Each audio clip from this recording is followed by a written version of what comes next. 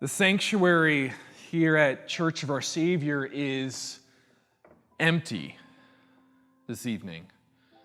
Upon other years, this place would be filled with your children, my children, our children, dressed in these wonderful costumes, doing wonderful, beautiful things, and other ridiculous things. We would be laughing, we would be a little bit crying, we would be joyfully celebrating this holiday season. And instead, I stand here this evening in an empty church, in a dark church. It doesn't feel right. And yet, it feels honest. Because even though we are, almost 2 years into a pandemic, none of our lives are the same. None of us have returned to the life we knew and had in 2019, and none of us expect to. All of us, I would conjecture in this context, I could say all of us, particularly all of us with small children, have become accustomed to pivoting our entire life every day in ways we could have never imagined. Anxiety, fear, frustration, anger even are things we're accustomed to. Areas of darkness. It feels appropriate to have darkness right now. It feels honest. And yet, when you're in a dark space, as we all know, it doesn't take that much light to affect change. It doesn't take that much impact for those around us, for those sitting in darkness with us, to feel the impact. It feels appropriate because so much of our lives are still in darkness. So much of our lives are still in fear and wonder and even trepidation. I'm sure all of you have seen in some place some form of an Advent wreath. You know, on this day, we are not yet at Christmas. Advent wreaths are an opportunity for us to light in darkness.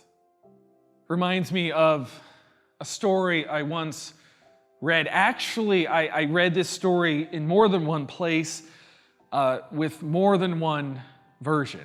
And in this story, there's a child. Sometimes the child is a little boy. Sometimes it's a little girl. Often the child is living in 19th century England, but I've also read this story where this child is living in Thailand. I've read this story where this child is living in Egypt. I've read this story where this child is living in Europe. But this child is looking out of this child's window into the darkness, into the void, into that seasonal reality when the days become shorter and the nights become longer. And this boy is looking out into the darkness, and he's anticipating his celebration of Christmas, and he's speaking to his parents. Sometimes it's a father, sometimes it's a mother. That matters less, but what matters is what the boy says. He says in wonder and hope and amazement, and watching a person outside of his window in the darkness lighting streetlights. He's amazed at the impact of the lights in the darkness out on the street, and he turns to his parent in amazement and says, "Look at what this person is doing. Is that person Santa Claus? Is that person Saint Nick? Is that person Jesus? Is that person a religious figure? Look at the impact." And the parent, like any of us would, looks out into the darkness and said, that's silly. That's just a street lighter. That's just a street person. All they're doing is their job. They light lights. And the little boy, without missing a beat, says, no. This person is doing so much more than that, because what this person is doing is poking holes in darkness.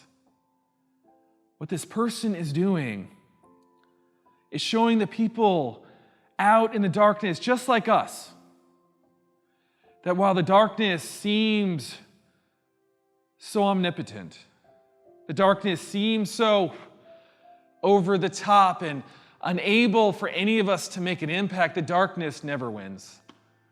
The light wins. And as we all know as adults, standing in a dark place, it doesn't take a lot of light to make an impact that changes everything. Our children know that. Our children know on this evening that by celebrating and being silly, by laughing and crying and being themselves, their lives are lit up and so are ours. Somehow as adults we forget that childlike innocence and the wonderment and joy of celebrating and light and darkness and the impact it can make. I don't know what your life looks like. I don't know what your days look like, but I know what mine do. And I would humbly conjecture that your life might look some ways like mine, that in a very scary time when there are any number of challenges that we have not yet resolved. What we are trying to do here at a child's garden school is poke holes in darkness, trying to support and fulfill these lights of these young children in order to spread light in a world that is all too often very dark, that desperately needs the lights in the eyes of our beautiful children. So on this day, even though I can't yet light this center candle, because that's the Christ candle, it's like December 16th. Spread light with me. Spread joy with me. Be childlike this Christmas, because the world outside is dark and scary and hard, and it will continue to be so. Help us spread light and love and hope. Merry Christmas.